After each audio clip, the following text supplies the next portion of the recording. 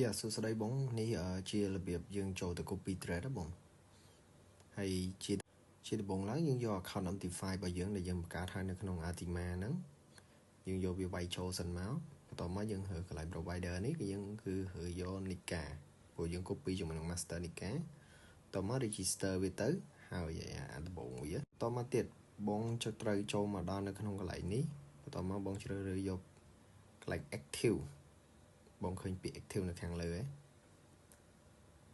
នេះគឺជាពាក្យ active បន្ទាប់មកទៀតបងរើយក new position only យ៉ាបងរើហ្នឹងហើយបងចុច OK វាមកអានមានថាវា active account ហ្នឹងហើយបន្ទាប់មកទៀតបងត្រូវអស់ចុះមកក្រោមសិនយើងត្រូវរកពាក្យនេះ subposition strategy ពេលដែលបងចំរកដល់កន្លែងពាក្យហ្នឹងមកយក subposition strategy only ហ្នឹងហើយបន្ទាប់មកយើង clear កន្លែងហ្នឹងមកយើងដាក់ fix lot យើងយក fix lot ហើយយើងត្រូវជ្រើសរើសយកឧទាហរណ៍100យើងដាក់ 0.5 ទៅបន្ទាប់មកយើង save change ទៅគឺ done ហើយបងតែប៉ុណ្្នឹងទៅគឺបានហើយអស់ហើយ